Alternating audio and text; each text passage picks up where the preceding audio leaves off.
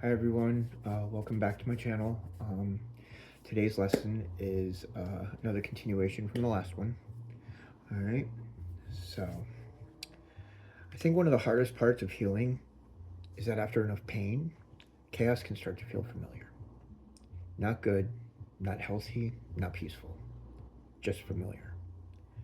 And sometimes that familiarity can trick you because when your heart has spent a long time surviving confusion, inconsistency, emotional highs and lows, mixed signals, tension, or instability, peace does not always feel exciting at first. Sometimes peace feels unfamiliar. Sometimes it feels quiet. Sometimes it even feels suspicious. And that's real. Because a lot of people don't just have to heal from what hurt them, they also have to heal their relationship to what love is supposed to feel like. That part matters more than people realize. Because if chaos has been your pattern for long enough, your body can start reading intensity as connection. You can start thinking that anxiety means depth, and you can start mistaking emotional unpredictability for passion. You can start believing that the harder something is to hold on to, the more meaningful it must be. But that's not always love. Sometimes that's just survival, getting emotionally attached to what is already known. And I think that's why safe love can be hard to recognize at first. Because safe love does not always rush in with noise. It does not always create panic and then call it chemistry. It doesn't keep you guessing and call it mystery. And it does not make you earn basic care and call that growth. Safe love feels different.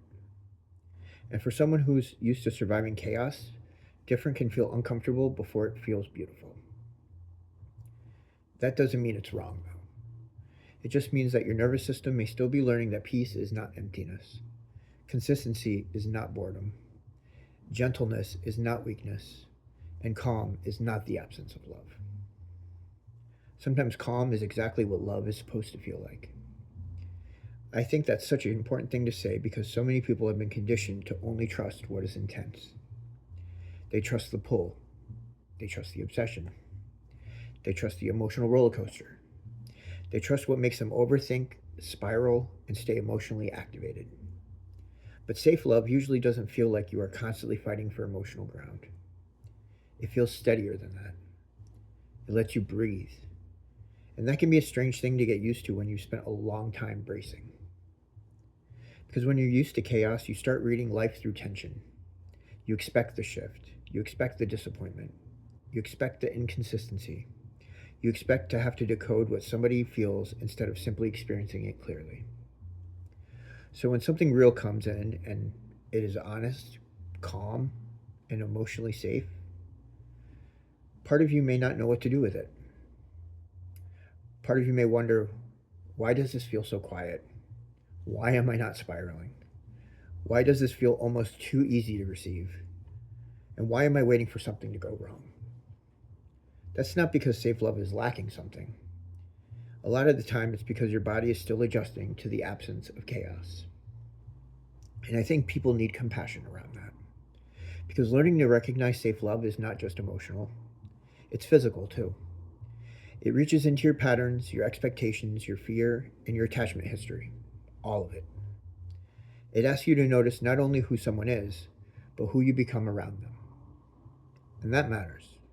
Because one of the clearest signs of something safe is not just that the other person seems kind, it's that you feel more like yourself in their presence, not less.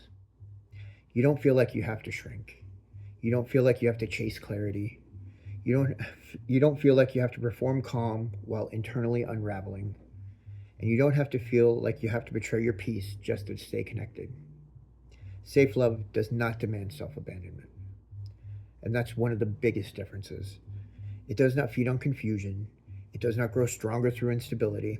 It does not leave you feeling constantly unsettled and then ask you to call that depth. Safe love has room in it, room for honesty, room for clarity, room for feelings, room for boundaries, and room for humanity. And I think that's the part that makes healing.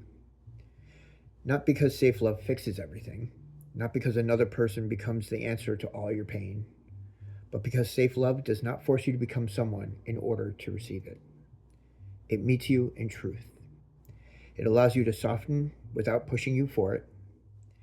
It allows you to speak without making you regret your honesty. And it allows you to be real without making you feel like you asked for too much by wanting peace, consistency, and care. And that's a different type of experience. And for someone who's used to surviving chaos, that difference can feel almost emotional at first in a way that they don't expect.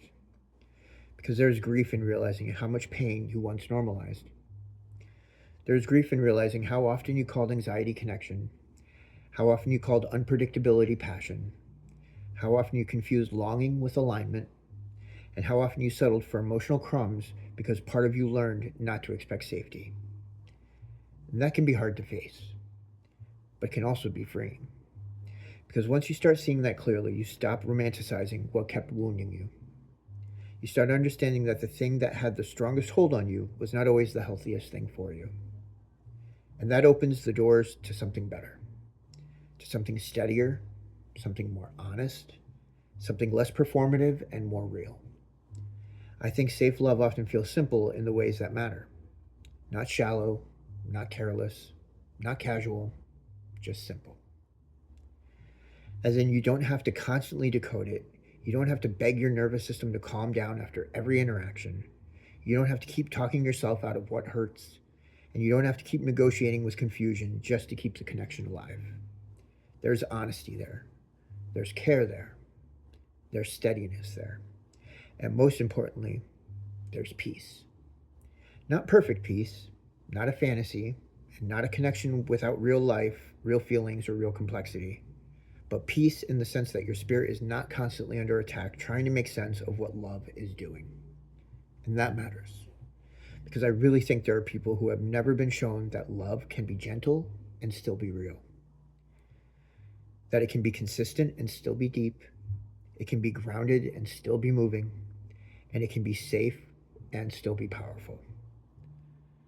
Sometimes we think that love has to devastate us to transform us. But I don't believe that. I think love can also heal by being steady, by being truthful, by being clear enough that your heart doesn't have to stay in survival mode just to receive it. And I think one of the signs you're growing into that, you begin wanting that more than you want the thrill of what keeps undoing you. You start valuing peace differently.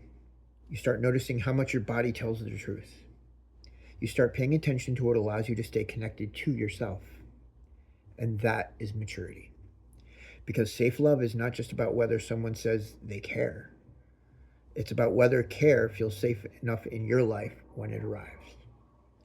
It's about whether there's consistency between words and energy, whether your peace survives the connection, whether your truth has room to exist there, and whether you can breathe there. And I think that's the question more people need to ask. Not just, do I feel strongly about this? But can I breathe here? Can I rest here? Can I be honest here? Can I be myself here? Does this bring me closer to my truth or further away from it? Those questions matter. Because safe love doesn't always look dramatic from the outside. It does something beautiful on the inside. It helps your heart unclench.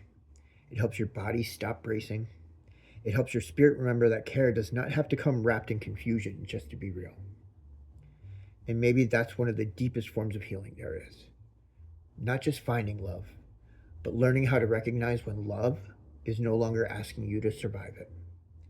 And that shift changes everything.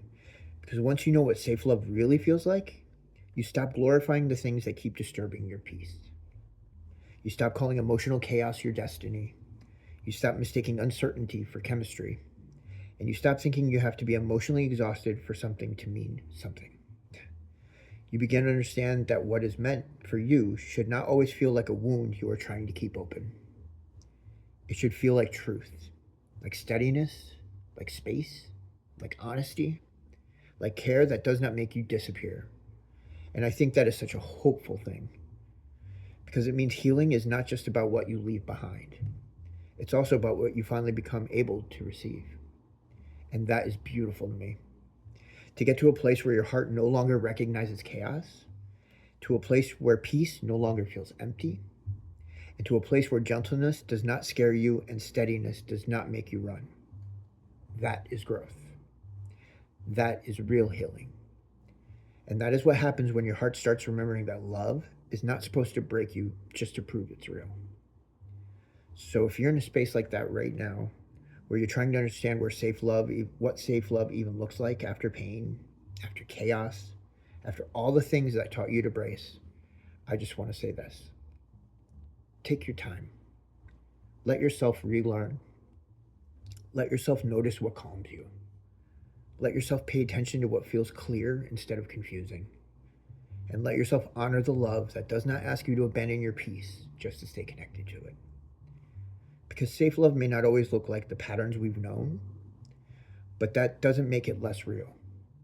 It may actually make it the first thing that truly is. So maybe the question is not just, do I feel something strong here?